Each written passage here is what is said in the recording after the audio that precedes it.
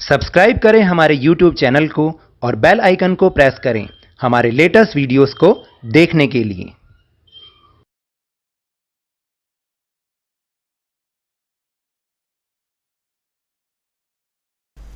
Hello and welcome to Lavneesh Sir की class. This is Directorate of Education GNCT of Delhi's worksheet number 52, and it is only for class 9 students. It has taken from the subject Social Science History, and we will learn and understand chapter number 1 French Revolution, and in this worksheet we will also discuss French Revolution part 4. यानी हम जो पिछली worksheets थी जब हमने पहले इस lesson को पढ़ा था तो पार्ट 3 से अब हम आगे पार्ट 4 की तरफ जाएंगे. So now let's start and understand with me. जो फर्स्ट टॉपिक है वो है 1792 to 1794 stages of radical republicanism. देखिए, अभी तक हमने ये समझा था कि किस तरह से जो फ्रांस के पीपल थे वो यूनाइट हुए और उन्होंने जो लुई 16 था उसके अगेंस्ट एक लड़ाई छेड़ दी और किस तरह से वापस से वो लोग मोनार्की को हटाकर डेमोक्रेसी लाने में सक्सेसफुल हुए. और इसमें नेशनल असेंबली की बहुत बड़ा इम्पॉर्टेंट रोल है. आफ्टर दैट कि कैसे उनका एडमिनिस्ट्रेशन उन्होंने संभाला, क्या हुआ, इन सब के बारे में ही हम आज की इस वर्कशीट में डिस्कशन करेंगे. So now let's start. The fear of the French Revolution of 1789 also spread to other countries of Europe. देखिए, जब 1789 में फ्रेंच रेवोल्यूशन हुआ तो जैसे जैसे उसकी खबर जो है, जैसे उसकी न्यूज़ आसपास की जो नेबरिंग कंट्रीज़ थी, the other countries of Europe थी, वहाँ तक पहुँची, तो अब उसका जो डर था, वहाँ के जो मोनार्किस्ट थे, वहाँ के जो किंग्स थे, वो उनको वो चीज़ डराने लगी, क्योंकि शायद उन्हें लगने लगा था कि कहीं हमारे यहाँ पर भी यही कंडीशन ना हो जाए. The clergy and nobles who had fled from France spread the spirit against the revolution. और जो पादरी लोग होते थे, जो कुलीन मतलब जो नोबल लोग होते थे ना, मतलब जो अमीर लोग जो भाग के वहाँ से गए भी थे फ्रांस से, उन्होंने वहाँ जाकर इस रेवोल्यूशन के अगेंस्ट विचारों को, उनको जो भी अगेंस्ट था उसके बारे में लोगों को कहा, उनको समझाया कि ये सब चीज़ ठीक नहीं है. The revolutionary principles of France began to be propagated all over Europe. तो जो फ्रांस के रेवोल्यूशनरी प्रिंसिपल्स यानी जो क्रांतिकारी सिद्धांत थे वो भी धीरे धीरे सभी यूरोप की कंट्रीज़ में फैलने लग गए. Austria supported the monarchy in France. Austria ने क्या किया, जो फ्रांस में मोनार्की थी यानी लुई 16 का रूल था, उसको सपोर्ट किया. In opposition to this France declared war against Austria. तो इसके विरुद्ध क्या किया फ्रांस ने, क्या किया, ऑस्ट्रिया के विरुद्ध एक वॉर छेड़ दिया, क्योंकि अब तो फ्रांस में किसका रूल था, फ्रांस में डेमोक्रेसी आ गई थी, नेशनल असेंबली का रूल था. They considered it as a people's war against autocratic kings and nobles. उन्होंने इसको जनता का युद्ध बताया, किसके अगेंस्ट, जो भी ये ऑटोक्रेटिक राजा होते थे या जो अमीर कुलीन वर्ग, उनके खिलाफ एक तरह से उन्होंने इसको पीपल्स वॉर बताया. A national convention was formed on the basis of adult suffrage. और लोगों को वयस्क जो एडल्ट लोग होते थे, जो भी वहाँ पर एज रहती होगी उस चीज़ की, तो उनको जब वोटिंग पावर दी गई उसके बेसिस पर एक नेशनल कन्वेंशन को फॉर्म किया गया. यानी नेशनल कन्वेंशन अब नेशनल असेंबली अब नेशनल कन्वेंशन में चेंज हो गई. The next topic is national convention and rain of terror. देखिए, ये बहुत ही इम्पॉर्टेंट टॉपिक है जिसके बारे में अब हम समझेंगे. The first session of the national convention was held on 21 सितंबर 1792. जो नेशनल कन्वेंशन का फर्स्ट सेशन था वो कब शुरू हुआ, 21 सितंबर 1792 को. The Jacobin and Girondist parties were prominent in this. और इसमें जो मेन पार्टीज थी वो कौन सी थी, Jacobin and Girondist. The Jacobins were disciplined and organised. ये तो हम जानते हैं कि इस रेवोल्यूशन से पहले से ही जैकोबिन जो क्लब था वो बहुत ही ज़्यादा फेमस था, जो उसके मेंबर्स भी थे वो डिसिप्लिन होते थे और बहुत ऑर्गेनाइज फॉर्म में वो होते थे। They had influence over Paris, Paris पर उनका इन्फ्लुएंस बहुत ज़्यादा था। The main leader was Robespierre, जो उनका मेन लीडर था जैकोबिन क्लब्स का, वो कौन था? रोबेस्पियर, और उसका पूरा नाम था Maximilian Robespierre. On the other side, there were Zerodists who were educated nobles but not practical politicians.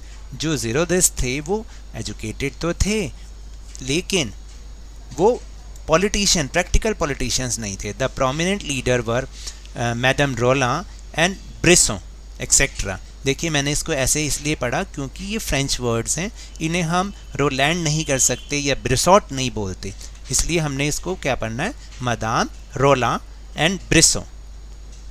तो वो उनके लीडर थे। जैसे जैकोबिन क्लब का जो लीडर था वो कौन था? Maximilian Robespierre. ऐसे ही जो ज़ीरोदिस्ट पार्टीज़ के जो लीडर थे वो थे मदाम रोला and Brissot. Both groups were advocates of republics, यानी दोनों ही रिपब्लिक के सपोर्टर थे कि वहाँ डेमोक्रेसी होनी चाहिए। Supported the war against foreign powers, और फॉरेन पावर्स के अगेंस्ट वो वॉर को सपोर्ट करते थे। Girondist believe that the revolution had gone far ahead and that should be end, यानी अब उनको लगता था कि क्रांति बहुत हो चुकी, बहुत लड़ाइयाँ हो चुकी, अब इसको ख़त्म होना चाहिए। They were oppose to bringing more social equality, और अब आगे वो और ज़्यादा सोशल इक्वालिटी को लाने के बहुत ज़्यादा वो अपोज करते थे। They emphasise more on freedom, वो स्वतंत्रता पर, फ्रीडम पर ज़्यादा जोर देते थे। On the other hand the Jacobins emphasise more on equality and a harmonious attitude towards the lower classes, और इसी के साथ दूसरी तरफ जो जैकोबिन्स थे वो इक्वालिटी पे ज़्यादा जोर देते थे, और जो लोअर क्लासेस होते थे उनको वो बहुत ज़्यादा पूछते थे, यानी उनको बहुत ज़्यादा वो इम्पॉर्टेंट मानते थे। And the next topic is difficulties before the national convention, यानी नेशनल कन्वेंशन के सामने अब क्या क्या डिफ़िकल्टीज़ आई उसको एडमिनिस्ट्रेशन करने में। इन 1792 the revolutionaries declared the Republic of France was based on feelings of freedom, equality and fraternity। देखिए जो 1792 में जो रेवोल्यूशनरीज थे, क्रांतिकारी थे, उन्होंने ये डिक्लेयर कर दिया था कि अब जो फ्रांस का रिपब्लिक यानी फ्रांस का जो गणतंत्र है वो किस पर बेस्ड है, यानी जो वहाँ पे कॉन्स्टिट्यूशन बना है वो फ्रीडम, इक्वालिटी और फ्रेटर्निटी पर, यानी बंधुत्व पर, समानता पर और स्वतंत्रता पर आधारित है। The proclamation scared the autocratic rulers of Europe, जो इस घोषणा से जो यूरोप के ऑटोक्रेटिक रूलर्स थे ना, यानी निरंकुश शासक थे, वो डर गए इस बात से, क्योंकि अब उन्हें लग रहा था कि हमारे यहाँ पर भी ऐसा होगा और लोग हमारे यहाँ पे भी इस चीज़ की डिमांड करेंगे। Now the revolution of France confined not only to France but the whole of Europe. तो जो अब एक फ्रांस की लड़ाई थी, फ्रांस के जो क्रांति थी वो फ्रांस की ना रहकर पूरे यूरोप की क्रांति बन गई। Therefore Europeans country in order to prevent the spread of the revolution united and a group of England, Holland, Austria and Prussia was formed against France। तो अब ये जो विचार थे वो ज़्यादा ना फैलें, रिवोल्यूशन के जो भी विचार थे, जो भी ओपिनियंस थे, जो भी ठीक है आइडियाज़ थे, वो सब में ना फैले, इसके लिए इंग्लैंड, हॉलैंड, ऑस्ट्रिया और प्रूशिया ने एक ग्रुप फॉर्म कर लिया against France. This group defeated France in many places, उसने फ्रांस को कई जगहों पर हराया भी। The national convention abolished the monarchy by passing a resolution and establish the Republic. इस पर फिर नेशनल कन्वेंशन ने क्या किया, मोनार्की को पूरी तरीके से ख़त्म कर डाला और एक रेजोल्यूशन पास किया और मोनार्की को ख़त्म कर दिया, और वहाँ पर अब रिपब्लिक एस्टैब्लिश किया, यानी उसको एक डेमोक्रेटिक कंट्री बना दिया। The king was tried for a treason and sentence to death, और जो किंग था लुई 16 उसको के ऊपर देशद्रोह का मुकदमा चलाया और उसको फांसी की सज़ा दे दी। On 21 January 1793 Louis 16 was hanged, उसको 21 जनवरी 1793 को फांसी पे चढ़ा दिया गया। Because of the war, France was beset by an economic crisis with rising prices. इन लड़ाइयों के चक्कर में फ्रांस में अब इस समय इकोनॉमिक क्राइसिस हो रहा था, क्योंकि पैसा तो देखो लगता ही है, जब भी हम लड़ाई लड़ेंगे तो उसमें पैसा तो वेस्ट होगा ही होगा। इससे क्या होता है, जो प्राइसेस होते हैं वो राइज हो जाते हैं, चीज़ों के price. Rule was made to collect डेप्ट फ्रॉम द रिच। तो क्या नियम बनाया गया, फिर जितने भी अमीर लोग हैं उनसे ये सारा का सारा रिकवर किया जाएगा। The Jacobins attacked the convention with the help of Parisian mob and commune. उन्होंने कम्यून और जो पेरिशियन मॉब का मतलब है जो पेरिस में रहने वाले लोग हैं, उनकी भीड़ ने फिर क्या किया, कन्वेंशन पर कब्जा कर लिया। And established a rain of terror. और इस तरीके से उन्होंने एक आतंक का राज, रेन ऑफ टेरर का मतलब आतंक का साम्राज्य, वो उन्होंने स्थापित किया। With the establishment of reign of terror France once again become a victim of disorder. और इसी एस्टैब्लिशमेंट के साथ जो ये आतंक का साम्राज्य अब यहाँ पर स्थापित किया गया, फ्रांस एक बार फिर से अव्यवस्थाओं का भुक्तभोगी बन गया, पीड़ित हो गया, क्योंकि अब वहाँ पर और ज़्यादा अव्यवस्थाएं फैलने लग गई। It was founded under the leadership of Robespierre. और रोबेस्पियर के लीडरशिप में ये सब काम हुआ। Revolutionary public security was established and anyone who worked against Jacobs had given death penalty। और उन्होंने उसको, मैं आपको बताऊं कि जो मैक्सिमिलियन रोबेस्पियर था उसने रूल्स को इतने ऐसे उसको फॉलो करवाया कि जो सब लोग थे वो जो है तंग आ गए इससे। किससे? जो रोबेस्पियर था उसके रूल से। और वो क्या करता था, जो भी जैकब्स के खिलाफ, जो भी जैकोबिन्स के खिलाफ उसके अगेंस्ट कोई भी काम करता था तो उसको डेथ पेनल्टी दे दी जाती थी। यहाँ तक कि जो उसके अपने पार्टी के लीडर्स भी थे ना, जो अगर उसको सपोर्ट नहीं करते वो उनको भी पनिशमेंट देता था, सिवियर पनिशमेंट देता था। इन जुलाई 1794 Robespierre was imprisoned and hanged. अब क्या हुआ कि जुलाई 1794 में रोबेस्पियर को भी जेल में डाला गया और उसको फांसी चढ़ा दिया गया, ending the rain of terror. और इसके साथ ही जो आतंक का राज था, आतंक का साम्राज्य था, वो अब खत्म हो गया। After the rain of terror moderate leaders ruled the country and ended the systems of reign of terror.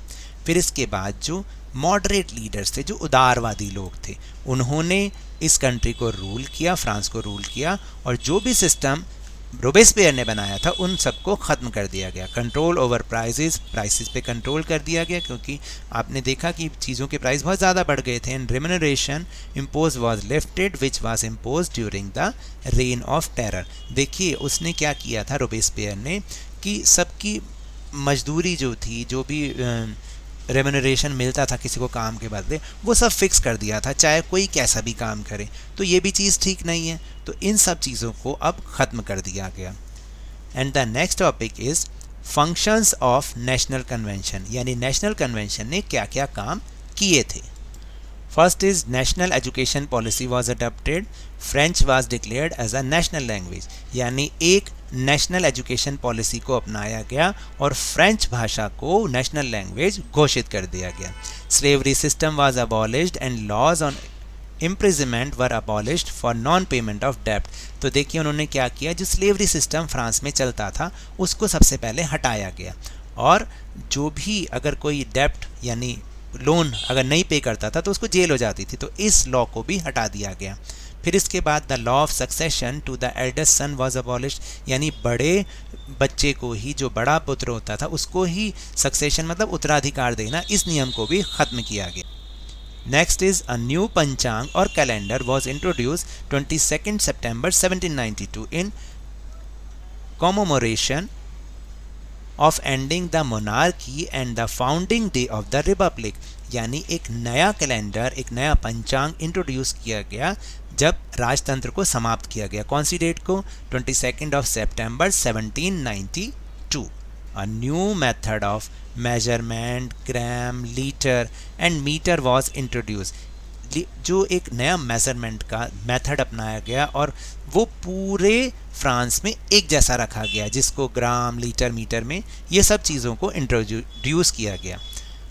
Rationing system was implemented to stop black marketing, black marketing को रोकने के लिए राशनिंग सिस्टम को लाया गया।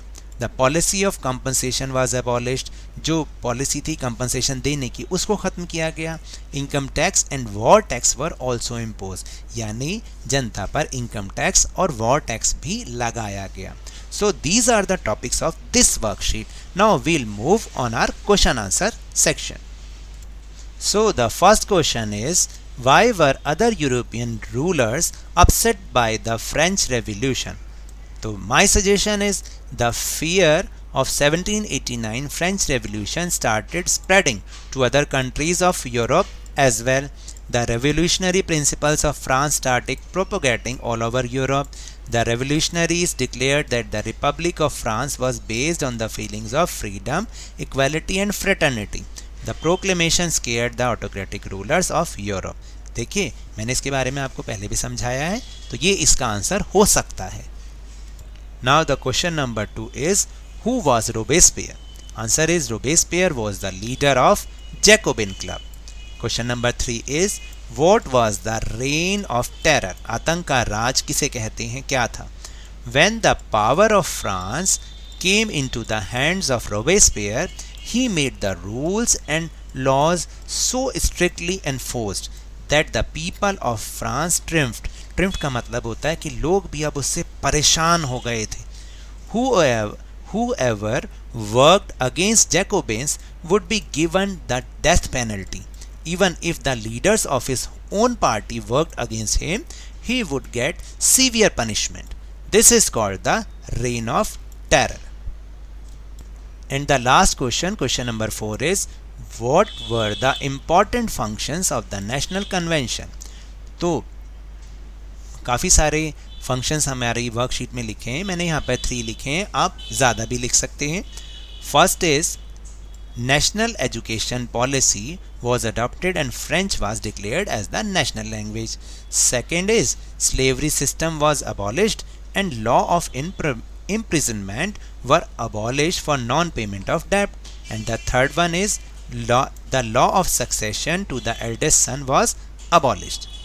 So that's all for this worksheet. अगर मेरे इस तरह समझाने से आपको थोड़ा सा भी समझ में आया हो तो इस चैनल को ज़्यादा से ज़्यादा सब्सक्राइब कीजिए, लाइक कीजिए और बहुत ज़्यादा शेयर कीजिए। और हाँ, मेरे साथ इसी तरह वर्कशीट को समझते रहिए, लेकिन ध्यान और मन लगाकर पूरी मेहनत और लगन के साथ पढ़ते रहिए, क्योंकि आपके एग्ज़ाम आने वाले हैं, उसमें आप बहुत अच्छे नंबर पाइएगा। लेकिन अगर कोरोना वायरस से बचना है ना, तो मास्क ज़रूर लगा के रखिए, क्योंकि जब तक दवाई नहीं तब तक कोई ढिलाई नहीं। Thank you very much.